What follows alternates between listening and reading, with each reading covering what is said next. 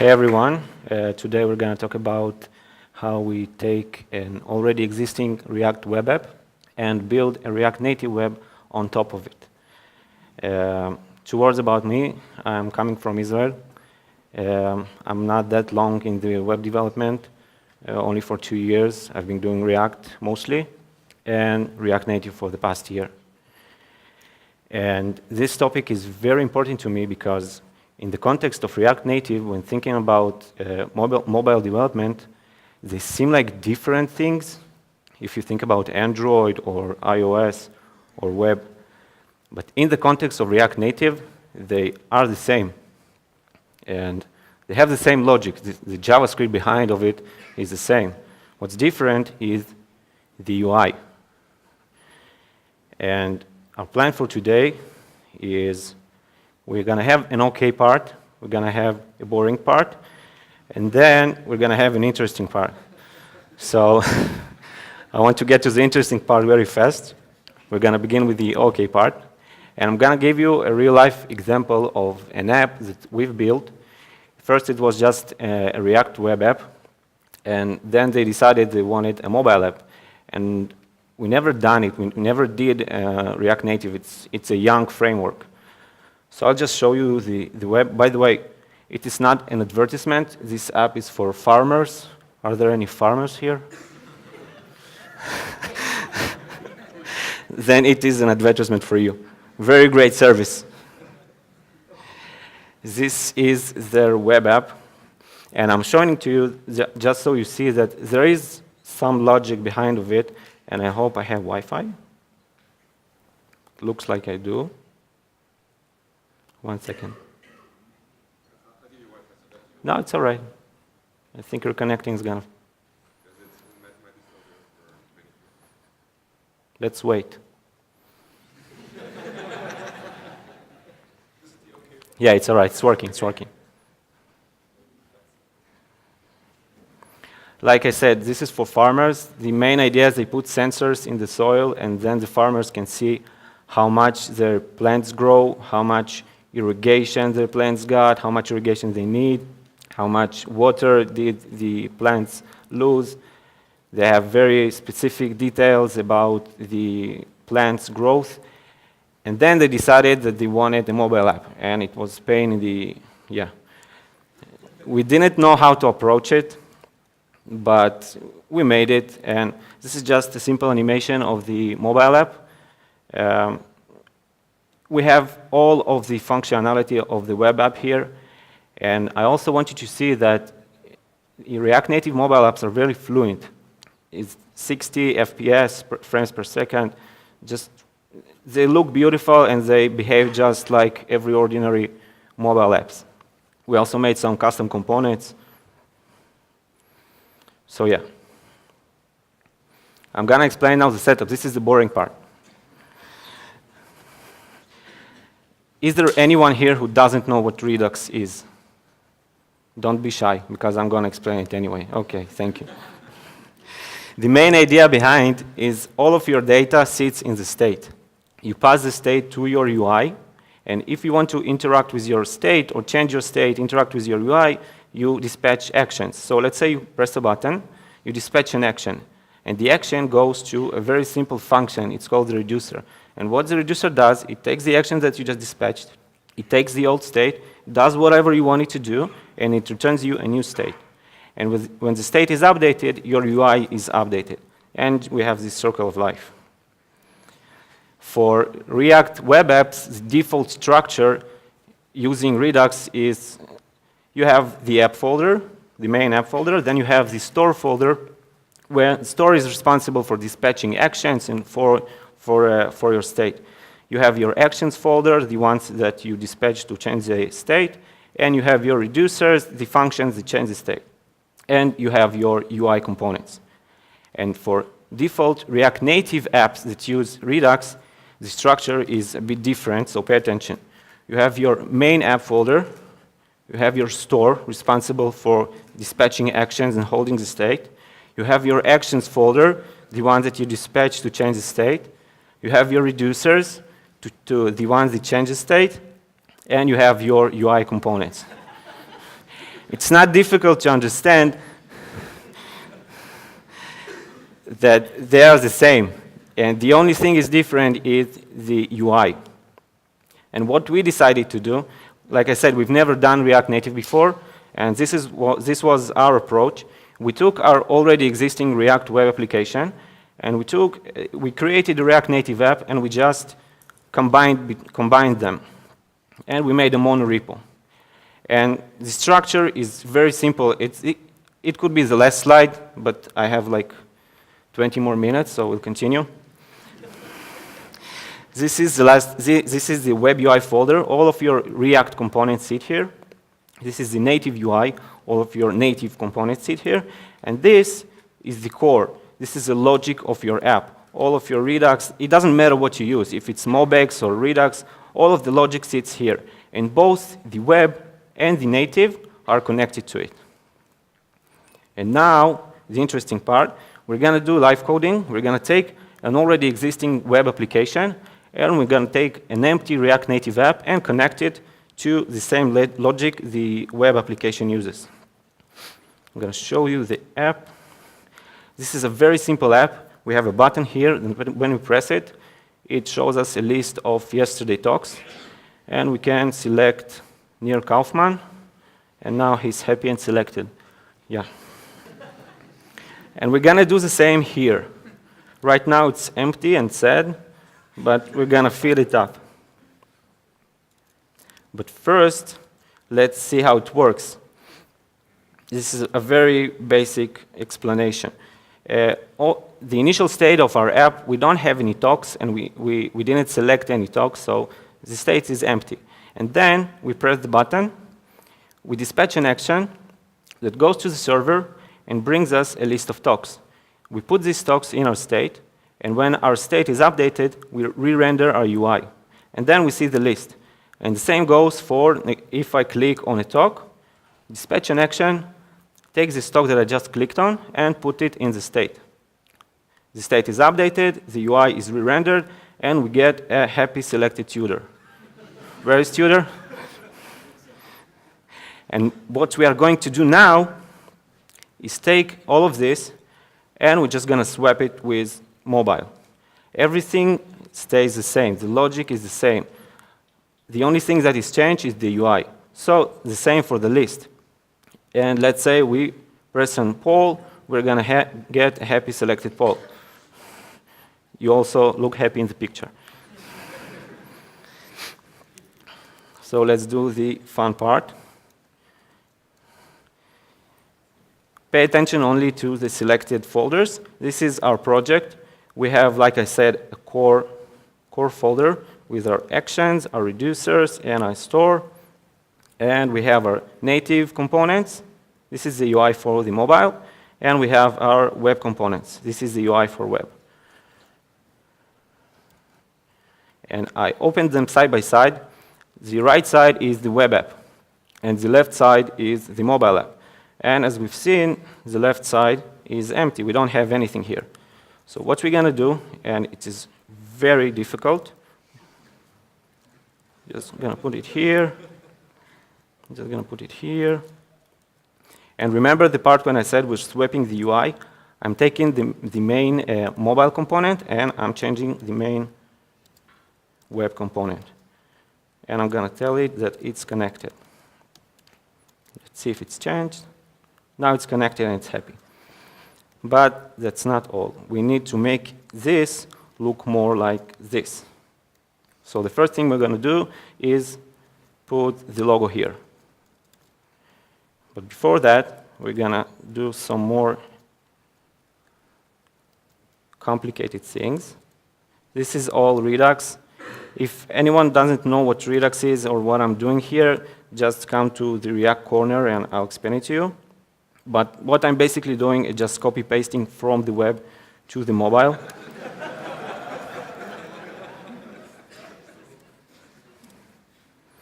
And like I said, we want to get the image.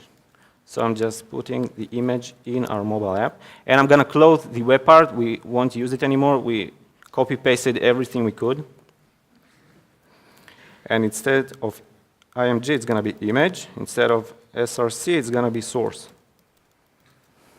Yeah, big differences. Great, we have the logo. Let's add some background color.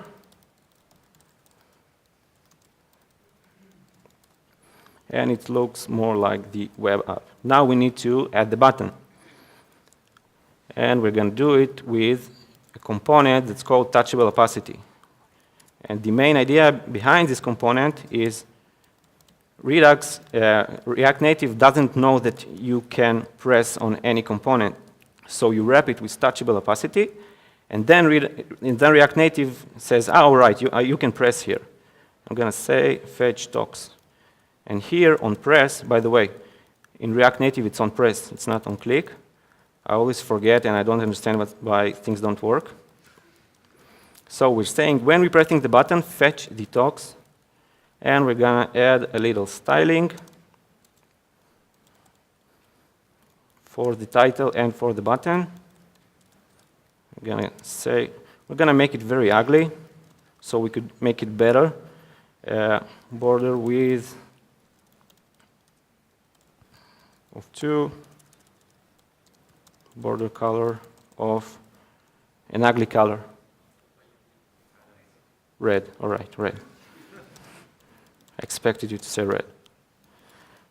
And now we have an ugly button. And when we press on it, we expect the fetch talks to dispatch. Did it work? We don't know because we don't have anything in our UI representing the talks. So the next thing we're going to do is going to say, if we have talks, show me a text saying, telling me how much talks we have. We have talks.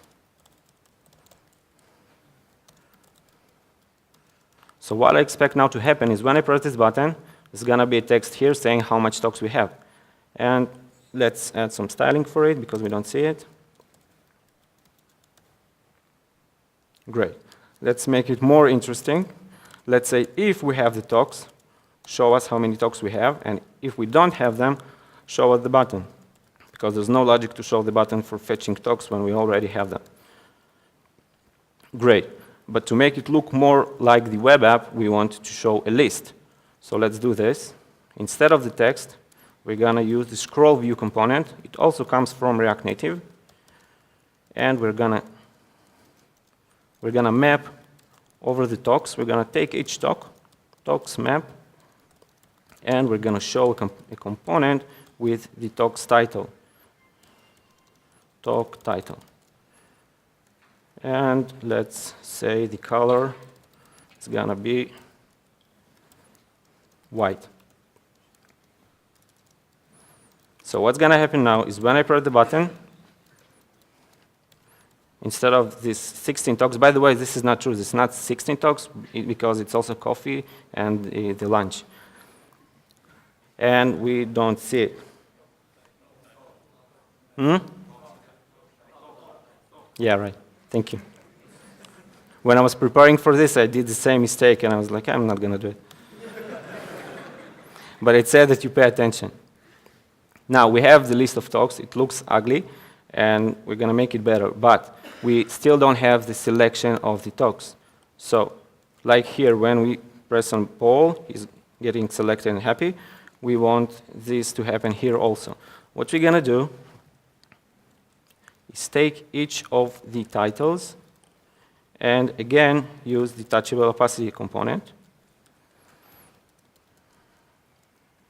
And we're going to say when you press on a title, you dispatch an action, select talk. That's going to put the selected talk in the state. I'm going to say here, if a talk is selected, if the current talk is the selected one, make it red color. And if it's not, make it white. Let's hope that it works, and it does. And we're done here because all of the functionality of our web application is already there. The only difference is that it's ugly. So I'm just going to remove all of this and use two components that I prepared beforehand.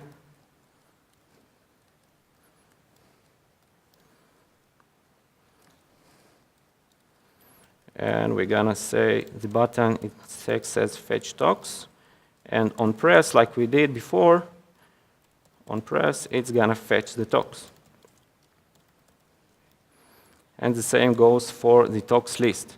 We're gonna give it the list of the talks, the currently selected talk, and the select talk action. Now pay attention, this is very beautiful.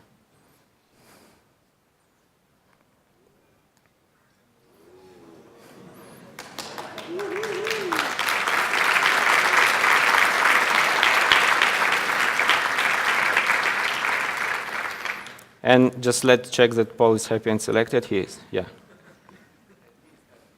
Yeah. And just one example, why is it important to use the same logic for both apps? This is the native app, and I'm gonna open also the web app. And if you remember, I copy-pasted everything from here to the native. And if you can see, we're using selectors here. Again, this is a bit complicated, and if you want, I'll explain to you in the corner. But the selectors are very simple functions that get the state and return you anything that you want from the state. And let's say that our API is changing. This is the response we get from the server. And it's instead of days, they changed it to weeks. And instead of events, they change it to talks. And what's going to happen now is it's not going to work because the API has changed. The app mobile doesn't work and the web app doesn't work. How do we fix it? Because we're using the same logic in the both apps and we're using the selectors, all we need to do is go to the selector and, like we said, days change to weeks and events change to talks. The web app works, and we fixed also the mobile app. We fixed 3 platforms in 1 line of code.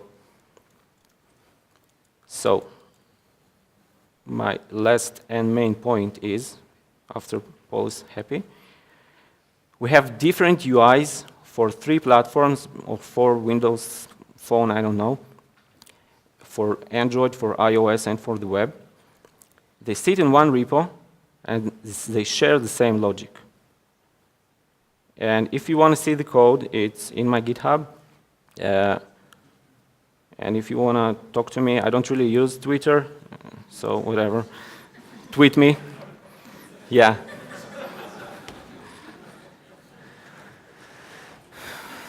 I'm done here. We can do the questions.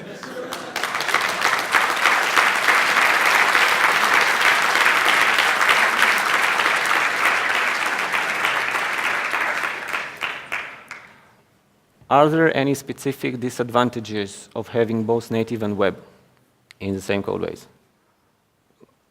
We only found the advantages, and that's why we did it. I can't really think of any, because you just share the logic. Your UI, do whatever you want with your UI. And if you have 3 apps, Android, iOS, and web app, that show you the same thing just in different ways, if the logic changes in the web, it's going to change in the mobile also. So I can't really think of any disadvantages. How do you handle transition between states? Animations. This is different. Those are different things, but I'm going to talk about animations because I very like this topic. And you know, the button, I spent a lot of time on it. This one. The animations in React Native, they take a lot of boilerplate to work. And I made a tool. I just use it for myself. I don't really advertise it. And what it basically does, we are now in the button component, the one that does the animation. I get the reference for my button, and I can say this button, this is a reference for the component, like in React. And it's going to say rotate 300 degrees and start. Yeah, we can change the color to anything. Let's border color of red. And you can wait for like 1 second, and you can border radius of 100. And it didn't work, it did. So the animations in React Native, they take a lot of boilerplate. To do this with React Native, with the regular animated module you get from React Native, it could take like 40, 50 lines of code. But I just did this, so it makes my life easier. So yeah. How do you handle routing in both web and mobile? In web, this is a mobile topic, so in web it's like, React Router, and in mobile this is very different. This is React Native Router. Yeah. And they behave exactly the same. You have many libraries from third parties, like you have React Native Navigation, I think, from Wix. There are many possibilities for this, but they are the same, just like in the web. iOS API usage possible? Yes, and not only that, like in this app, I needed something from Android, and I just opened the Java file and I changed it, and that's it. Those are the same. Programming languages are almost the same, just the syntax changes, so it's not really a problem to go to Java or to Swift and to do what you want to do. You just need to read a bit. Some devs work, okay, why didn't you use pure CSS for the animation? Because I used my utility, yeah. I think it was great. It's easier than CSS animation. Do you do stand-up? This is my first time speaking to a large crowd, so. Thank you.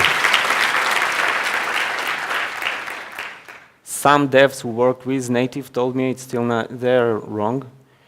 Is the performance of the web app comparable to the mobile apps on a bad network, on older mode? I really don't know, I'm sorry. The performance is great on both the web and the native. Like I showed you the animation of the mobile app we've done, it works very great. You can remove the first one, I don't like it. How does React Native compile to PWA? What's PWA? I have no idea. This is a new topic, I haven't really touched it. Do you need a different UIs for Android and iOS, like different folders? You mostly will want to use the same components, same files for both the iOS and Android. But there are some quirks with Android, and I really don't like Android. I really don't like developing for Android with React Native because it's not 100% ready like iOS is. And you need to fix some stuff specifically for iOS or specifically for Android. And you got this platform module from React Native. And you can just see what platform you're on currently and adjust your code. And you also can do, let's see. You see here it index.ios, and if you make it index.android, it's going to run only on Android, and the .ios is going to run only on iOS. So you don't really need different folders, but you can use different files. Have you thought of an abstract layer that translates directly? Sorry, you need to understand. Have you thought of an abstract layer that translates directly to DOM or to mobile? Like using the same UI for web and native, is this the question? Yeah, the idea, I think it's a topic that is around in the community. Is there already something which is done where you have, like, call them high order components if you want, but they're still rendering components that would behave that would translate into DOM components if they're in the browser target, or that would translate into directly native. So instead of having two types of UIs that you have, like Web React, no? This new library, React Web, how's it called? Yeah, this one. I'm not really fond of it because web and mobile apps should be different. The UI is different because you experience it different. This one has a large screen, you have a mouse, and the mobile apps, you have your fingers, and it should look different. I wouldn't make same UI for both. Is this a question, maybe? But you can use same higher order components on both, like we've used the provider from React Redux in our native app, and this is the same provider from the web React. Can you share styles between native? I think you can. I'm not really. If you look here at our main native component, this is the styling. We have justify content, align items, flex, everything that we have in the web. So you can just translate it, because in the web it's going to be like this. I know it's very hard to change it, but you know. You learn to work with web and mobile in how much time? 2 days maybe, I don't know. To be very sure of myself with React Native, it took about half a year. We made a lot of mistakes while making our first React Native app. Like I said, it's a very young framework. There's not that much of information in the web, and you make mistakes and you can find an answer, and then you go to the Android specific files and you change the Java code because you just don't know how to do it right. But it takes some, a couple of months to get used to it. What's this phone preview device called? It's a MacBook, and we just have the simulator for iOS. It's built in. Yeah, thank you.